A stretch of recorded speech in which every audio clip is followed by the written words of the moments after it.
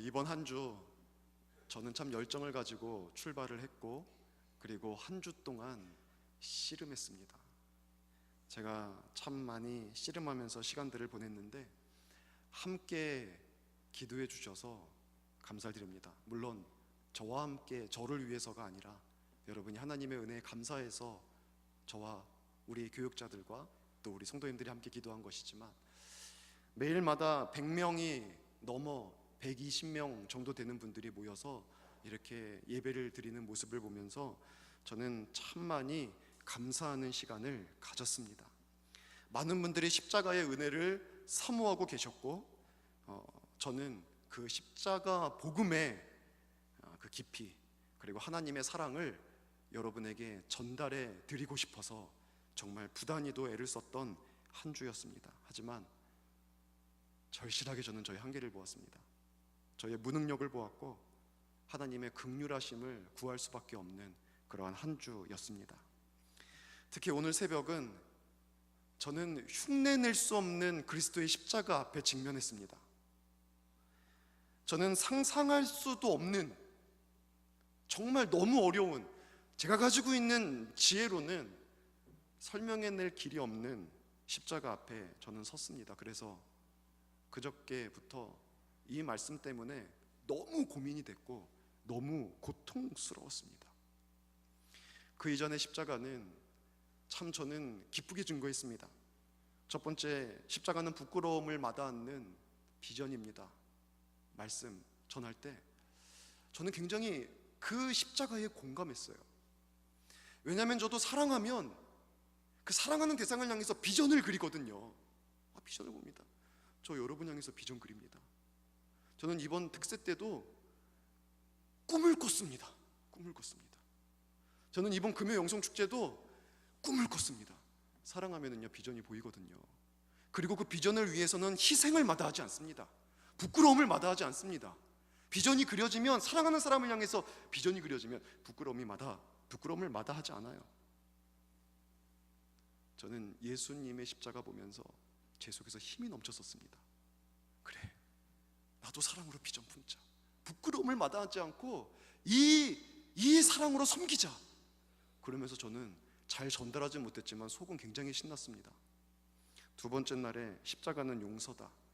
여러분, 용서를 제가 간단하게 설명했죠. 용서는 피해자와 가해자가 있는데, 가해자가 잘못을 저지른 것을 피해자가 그냥 떠안아 버리는 게 용서라 그랬어요. 잘못을 저질렀는데 가해자는 거기에 대해서 아무 죄책감이나 그거에 대한 아무 대가를 치르지 않아요. 그냥 피해자가 그거 다 떠안아 버립니다. 그 용서예요. 피해자는 용서할게 하지만 속이 쓰리고 밤에 울고 잠도 못 자고 그냥 떠안는 것. 하나님께서 우리가 잘못했는데 우리가 그 죄 잘못한 것에 대한 대가를 치르는 게 아니라 하나님이 그냥 다 떠나버리고 우리를 용서하는 거예요. 근데 여러분, 이 십자가 전할 때도 저는 힘이 있었습니다. 제 속에. 왜냐하면 저도 그렇게 용서하고 할 수 있고, 그래 나도 용서하자. 그래 나도 누가 잘못해도, 누가 연약해도 내가 다 끌어안고 내가 이 십자가 지고 가자. 저 이 생각하면서 속으로 굉장히 힘이 있었습니다. 세 번째 날에 십자가는 화목을 이루는 희생, 화목. 그래서 예수님에 대해서 설명했죠. 마지막에 김중건 목사님의 말을 비유해서 한 손으로 하나님 붙잡고 한 손으로 우리 붙잡고 우리 이름 부르고 하나님 이름 부르다가 심장 터져 죽은 것이 십자가다. 둘이 연결시켜 주려고. 실제로 예수님은 심장이 터져서 죽었다고 합니다. 창으로 찔렸을 때 물과 피가 흘렀던 거는 심장이 터져서 일어나는 현상이라 그래요. 혈청과 또 하나가 있는데 그것이 서로 분리되면서 물이 나오고 피가 나오는 것. 실제로 예수님은 하나님 이름 부르고 우리 이름 부르며 양손을 잡고 화목시키기 위해서 십자가에서 심장 터져 죽으신 분이었거든요. 그리고 우리들에게 말씀하셨잖아요. 피스메이커 되라. 너희도 화목케 하는 직책 내가 주노니 많은 사람들 하나님과 화목시키고 사람끼리 화목시키고 세상과 화목해라. 저는 이 말씀 증거하면서도 제 속에 힘이 있었습니다. 그래 피스메이커로 살자. 피스메이커로 살자. 네 번째 십자가는 십자가는 세상은 모르는 능력입니다.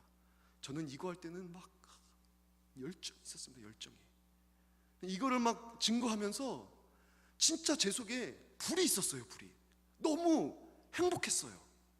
낮아지고 세상은 높아지려고 그러고 세상은 더 소유하려고 그러고 세상은 더 강해지려고 그러고 이게 당연한 거라고 생각하고 이게 지혜라고 생각하는데 십자가는 낮아지는 거고 십자가는 자기 죽이는 거고 십자가는 자기 비우는 거고 자기 버리는 건데 하나님은 그렇게 비우고 버리고 죽이면 그게 우리를 살리고 높이셔서 능력 주시니까 이 십자가를 증거하는데 제 속에서 진짜 불이 있었어요. 너무 감사했어요.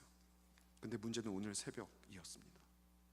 그 전까지만 해도 진짜 아름다운 십자가의 길, 눈부신 십자가의 길, 주님 저도 걷겠습니다, 뭐 이런 마음으로 기도를 했는데 목요일날 아침부터 금요일날 아침까지 십자가는 대속의 은혜입니다 라는 말씀을 증거하려고 준비를 하는데 제 속에서 꽉 막혀버리는 거예요. 꽉 막혀버리는 거예요.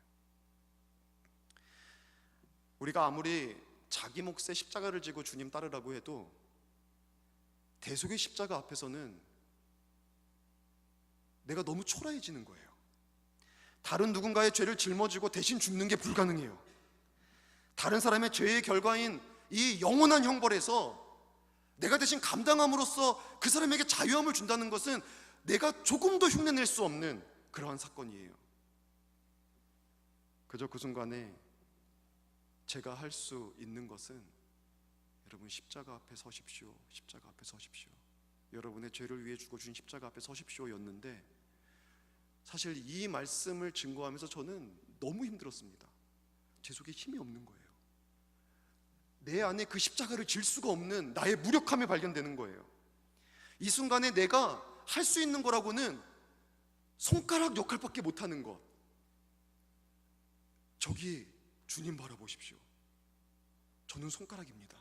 주님 바라보십시오. 제가 이 십자가 지겠습니다. 이게 안 되는 거예요. 저는 손가락입니다. 주님 바라보세요. 주님. 여러분 죄 위에서 죽어준 주님. 내 죄 위에서, 다른 사람 죄 위에서가 아니라 내 죄 위에 죽어주신 주님 보세요. 손가락밖에 아닌 제 자신을 발견하게 되었습니다. 대속의 십자가 설명해주고 대속의 십자가 소개해주는 것 말고는, 가리키는 것 말고는 할 게 없는 거예요. 근데 이게 맞잖아요. 이게 사실은 저의 실존이고 이게 사실은 저의 역할이고 이게 사실은 저의 전부 아닙니까? 근데 그거를 가장 힘들어하고 있는 제가 보이는 거예요. 제가 예수님의 십자가 나도 지겠다 이렇게 말할 때는 내 안에 열정이 있고 힘이 있고 그것을 가지고 여러분에게 증거할 때는 정말 제 안에서 너무 행복한 시간들이었는데 내가 아무것도 할 수 없고 주님 보세요, 주님 보세요, 내 죄 위에 죽어주신 주님 보세요 하면서 손가락밖에 안 될 때는 제가 너무 무력해지고 너무 무능력해지고 그래서 저는 힘을 잃어버리는 그 모습을 보았습니다. 하지만 오늘 하루 종일 이게 난데, 이게 난데. 용현아, 너 목사인 거는 너 입으로 너가 말했듯이 손가락 대라고 목사하는 거야. 근데 너 왜 너 자신을 드러내지 못함 때문에 그렇게 힘들어하냐? 너 자신이 그렇게 십자가 지고 있는 사람인 것처럼 힘주지 못하는 것 때문에, 그래서 너가 그저 대속의 십자가를 바라보라는 그 메시지 증거하다가 무기력하게 내려오냐? 오늘 하루 종일 저 진짜 많이 하나님의 십자가 앞에 서서 제 자신의 실존을 보는 시간이었습니다. 나한테 능력이 없었지, 나는 자랑할 게 없었지, 나는 보여줄 게 없었지, 나는 그냥 손가락이었지. 주님, 나를 위해 죽어주신 주님, 우리의 죄 위에 십자가에서 죽어주신 주님, 그 주님 가리키면 되는 십자가였지. 근데 왜 나를 그렇게 드러내고 싶어 했던 거지? 전유민 집사님이 새벽 문자를 보냈습니다. 목사님, 언니의 호흡이 너무 가빠졌어요. 근데 제가 할 수 있는 게 아무것도 없어서 너무 마음이 아파요. 문자를 받았는데 제가 그 문자 붙잡고 한참 기도하다가 답을 했습니다. 목사가 힘이 없어서 내가 아무것도 할 수 없는 게 너무 미안합니다. 그런 고백이 나오게 되더라고요. 아, 진짜 나는 진짜 무능력하구나. 할 수 있는 게 없구나. 내가 할 수 있는 거는 그저 능력 있으신 주님 바라보십시오. 집사님, 그래도 우리 아버지 보십시오. 여러분 살리신 우리 주님 보십시오. 주님 여러분 사랑합니다. 이거 하는 것이 나의 직무의 전부인데, 여러분 저는 그것을 깨닫게 되며 하루 종일 묵상하는 가운데 내가 아무것도 아니구나 라는 것을 느끼게 되니까 하나님이 그런 나를 꿈꾸시며 부끄러움을 마다하지 않고 십자가를 지시는 모습이 가슴에 와 닿는 거예요. 그 모습을 보니까 하나님이 그렇게 교만한 나의 의를 끌어안고 죽어주신 그 용서가 눈에 보이는 거예요. 그러고 나니까 예수님이 하나님 잡고 내 이름 부르면서 심장 터지시는 모습이 제 마음에 새겨지는 거예요. 그러고 나니까 내가 낮아지고 내가 겸손해지고 내가 나를 죽이는 그 능력의 십자가 앞에 서 있는 내 모습이 보이는 겁니다. 그러고 나니까 대속의 십자가가 나를 향한 주님의 사랑이 되고, 여러분 죄송하지만 이 고난주간은 하나님이 저 위에 주신 것 같아요. 여러분 아무도 아니고 저 위에 주신 은혜의 시간이 아닌가 생각이 됩니다. 여러분 하나님이 하신 일이 무엇입니까? 우리 사랑해서 아들 주신 것입니다. 우리 뭔가 잘해서 준 거 아닙니다. 상으로 주신 거 아니에요. 받을 자격 있고 우리가 하나님 앞에 뭐 잘한 거 있어서 마땅히 받을 만한 것 하나님이 주신 것 아닙니다. 여러분 오늘 본문이 성경이 분명히 말하고 있죠. 우리가 연약할 때, 우리가 경건치 않을 때, 우리가 죄인 되었을 때 하나님이 아들 주셨다 그래요. 여러분 연약이라는 것은요, 우리가 연로하거나 질병에 들어서 연약하다는 게 아니에요. 죄로 말미암아 무능해진 상태를 말하고 있어요. 영적으로 사망해서 전혀 나를 구원하지 못하는 그 연약함의 상태에 있을 때 하나님께서 아들 보내주셨다는 거예요. 경건치 않을 때, 하나님과 상관없는 자로 살아가고 있을 때, 죄인이었을 때, 여러분 죄가 뭡니까? 하나님 대적하는 게 죄예요. 우리가 굉장히 착각하는 게 죄가 공동체의 규범을 깨트리는 게 죄라는 착각이 있어요. 죄가 내 자신에게 미안한 게 죄인 것 같고, 죄가 다른 사람에게 미안한 어떤 잘못들이 죄인 것 같아요. 아니에요. 죄는요, 하나님을 대적하는 게 죄입니다. 죄는 법규 위반이 아니에요. 사회적인 규범을 어기는 게 아니에요. 죄는 하나님에 대한 도전이고, 하나님에 대한 대적이고, 하나님을 무시하는 거고, 내가 하나님처럼 된다, 되었다라고 생각하는 교만이 죄입니다. 그래서 우리는 죄를 지음으로 말미암아 하나님을 공격하는 거예요. 근데 하나님이 공격받으시고 하나님이 멸시받으시고 하나님이 고통을 겪으실 때 하나님이 아들 보내주시는 거예요. 그게 죄인일 때 하나님이 보내주시는 아들입니다. 하나님 공격하는데 우리는, 죄는 하나님 대적하는 거예요. 우리는 하나님을 대적하는데, 하나님이 없는 것처럼 살아가는데 내 의, 내 교만, 내 자랑 때문에 주님의 십자가 내 눈앞에서 사라져 있는데, 그런 상황 가운데 아들 보내주셔서 그런 우리 위에 아들 죽이는 게 바로 죄인 되었을 때 하나님이 아들 보내주신 사랑이라는 말입니다. 여러분 하나님은 우리 사랑해서 아들 주셨습니다. 쉽지 않지만 의인 위에 죽을 수 있어요. 오늘 7절에 나와 있죠. 선인 위에 용감히 죽는 사람들이 있습니다. 사랑하는 사람 위해서 또 할 수 있으면 자기의 생명, 죽음 선택하는 것도 가능합니다. 우리는 그런 얘기들을 주변에서 듣습니다. 감동이죠. 동물 중에 펠리칸이 그런 짐승이라 그래요. 펠리칸 같은 경우에는 만약에 자기 새끼에게 먹일 양식이 없으면, 음식이 없으면 자기 가슴살을 뜯어서 먹인다 그래요. 자기 새끼한테. 그리고 새끼가 병들어서 죽어가면 자기 핏줄을 뜯어서 그 새끼한테 피를 먹이고 자기가 죽는데요. 사람도 못할 일을 짐승이 합니다. 그래서 희생과 사랑의 상징, 서양에서는 펠리칸을 얘기를 합니다. 몽골에서 실제 있었던 일입니다. 수도 울란바토르에서 1400km 정도 떨어진 곳에 외곽 마을이 있는데, 이 외곽 마을에 8살, 6살 두 어린 자매가 살았어요. 부모님이랑 같이. 근데 이 부모님이 어느 날 명절을 맞이해서 이웃 마을로 만두를 만들어 가고, 이 6살짜리가 엄마 보고 싶다고 해서 8살짜리 언니가 이 동생을 데리고 그 마을로 떠났습니다.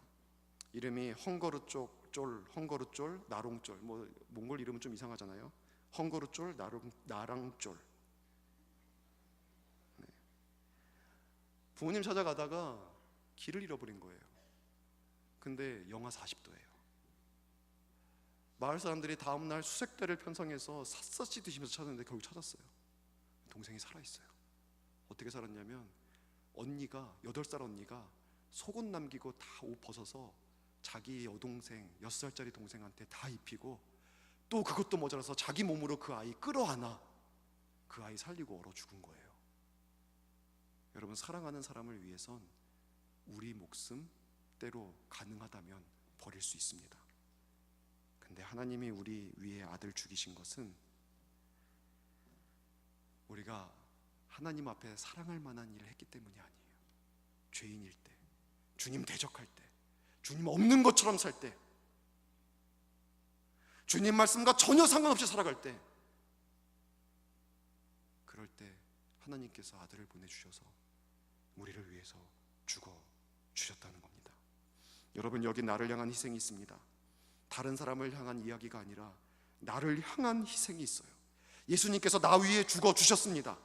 내가 죄인임에도, 의인 아니고 선한 존재 아니고 죄인임에도 그 죄로 하나님 대적하고 하나님과 상관없이 살아도 그런 나를 위해 아들을 죄의 형벌 받게 하신 하나님의 사랑이 있습니다. 여러분, 오늘 새벽에도 저는 기도하다가 여러분 말씀을 드렸어요. 언젠가도 말씀을 드렸는데 만약에 우리 집에 강도가 들어와서요, 야, 너 돈 내놔, 줄 수 있어요. 야, 너 차 내놔, 줄 수 있어요.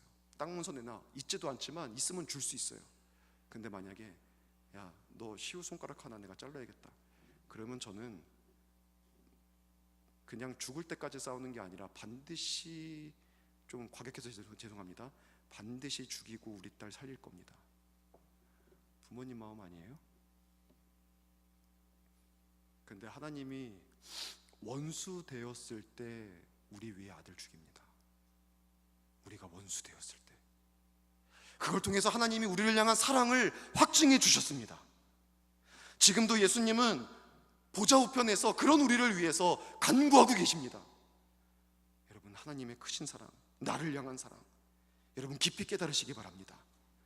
이 죄 짓는다고 지옥 가나? 가끔 듣습니다. 네, 여러분의 믿음이 진실하다면 그 죄에 짓는다고 지옥 가지 않습니다. 그러나 기억하세요, 그 죄 때문에 여러분 살리려고 예수님 죽으셨습니다. 이 정도면 할 만큼 한 거지. 네, 그 정도여도 감사합니다. 그러나 여러분의 그 안일함과 무심함과 열매 없음 때문에 예수님은 지금도 하나님의 보좌 우편에서 간구하고 계십니다. 하나님, 조금만 더 기다려주세요. 하나님, 한 해만 더 기다려주세요. 하나님, 내가 목숨 버려 구한 자녀 아닙니까? 조금만 더 기다려주세요. 주님의 사람으로 온전히 서는 날 있을 겁니다. 여러분, 십자가 앞에 나와주세요. 예수의 그 대속의 죽음 앞에, 하나님의 사랑 앞에 여러분 이제 설 때입니다. 하나님은 지금도 우리 기다리십니다. 그 사랑 앞에, 확증된 사랑 앞에 우리가 믿음으로 서서 이제는 주위에 열정 가지고 사랑 가지고 정말 헌신하며 살아갈 수 있는 저와 여러분 될 수 있기를 주의 이름으로 축원합니다. 편지 하나 읽어드리고 말씀을 마치도록 하겠습니다. 밤을 지새우며 널 지켰단다. 어찌나 사랑스러운지. 한순간도 너에게서 눈을 뗄 수가 없었단다. 당연히 잘 수도 없었고 심지어 졸음도 오지 않더라. 온 밤을 지새우며 난 상상하고 또 생각했다. 나를 바라보는 너의 눈, 내게 미소 짓는 너의 환한 표정, 나를 부르는 너의 목소리. 얼른 아침이 오기만을 기다렸단다. 드디어 아침이 오고 넌 아직 피곤한 얼굴로 몸을 일으키더구나. 해야 할 일만 없으면 더 재우고 싶었단다. 하지만 부시시한 얼굴로 일어서는 모습도 이쁘기만 하구나. 아무래도 콩깍지를 벗긴 힘들 것 같다. 난 너와 눈이 마주치길 기다리며 환하게 웃고 있었지만 넌 무척이나 바쁜 듯 눈길 한 번 주지 않고 분주하게 움직이더구나. 그래도 괜찮다. 아침 식사하면서 대화하면 되지. 하지만 아침 먹는 내내 넌 나에게 한마디 말도 건네지 않더구나. 하루 동안 해야 할 일이 너무 많아서 생각이 많은 건지, 아니면 내가 널 서운하게 한 것이라도 있는지 넌 밥만 빨리 먹고 나가더구나. 그래도 괜찮다. 난 오늘 하루도 여전히 너의 옆에서 함께 할 거니까. 집을 나갈 때에 넌 나를 모른 채 하고 종중걸음으로 빨리 나가더구나. 혹시라도 내가 옆에 있다는 걸 알려볼까 해서 시원한 바람 보내서 너의 뺨에 스치게 하고, 나뭇잎을 흔들어서 내가 있다는 것 알리고, 밝은 햇살 비추면서 나의 존재를 알렸지만 넌 그냥 무심히 지나쳐 버리더구나. 난 그림자 취급도 못 받는 것 같았다. 그래도 괜찮다. 난 그래도 사고 없이 하루를 안전하게 보내도록 너를 지킬 거고, 넘어지지 않도록 널 붙잡아 줄 거고, 어려운 일이 생기지 않도록 도와줄 거고, 혹시 어려운 일이 생기면 내가 발벗고 나서서 해결해 줄 거니까. 그러면 넌 나를 느끼고 나를 바라보고 내 마음 알아주겠지?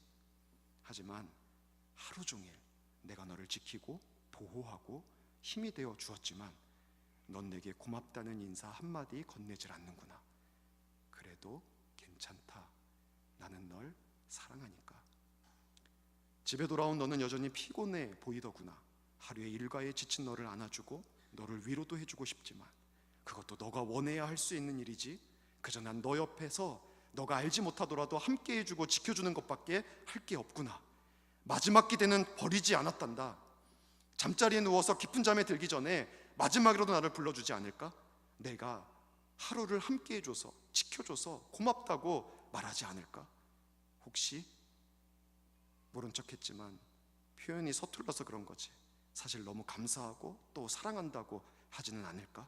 마지막까지 기대했단다. 하지만 넌 너무 피곤한지 눕자마자 깊은 잠에 빠져들더구나. 약간 서운했지만 잠든 너의 모습 보면서 그 마음을 오래 지속하기는 어려웠단다. 넌 어찌나 사랑스러운지. 난 오늘도 그런 너의 밤을 지켜줄 거다. 졸지 않고 잠자지 않고 나는 너를 위해 내 생명 다 줄 거다. 너를 위해 아들까지 내어주었던 내가 무엇을 더 주지 못하겠니? 앞으로도 나의 존재는, 모든 존재는, 존재의 이유는 너다. 너를 사랑하고 사랑하고 또 사랑한다. 주신, 내일 아침에는 반가이 인사해 주지 않겠니? 여러분 향한 하나님의 편지입니다. 저 향한 주님의 마음입니다. 여러분, 얼마나 주님 마음 느끼고 사십니까? 얼마나 주님과 동행하고 있습니까? 주님의 사랑 조금이라도 마음에 와닿습니까? 얼마나 우리는 주님 외면하며 삽니까? 내 상황 조금 어렵다고, 내 몸 조금 아프다고, 나 조금 바쁘다고, 나 조금 상처 입었다고, 내 마음 지금 불편하다고, 이 정도도 나는 할 만큼 하는 거라고 얼마나 우리는 자기 위안하고 변명하며 주님 앞에 서 있습니까? 그래도 괜찮습니다. 주님은 기다립니다. 우리가 주님 앞에 돌아올 때까지. 오늘이었으면 좋겠습니다. 이 저녁에 주님 많이 기다리셨죠? 저 나왔습니다. 저 다시 서겠습니다. 제 믿음 가지고 주님 서겠습니다. 우리 같이 나아가는 시간 되었으면 좋겠습니다. 이 시간 같이 기도하겠습니다.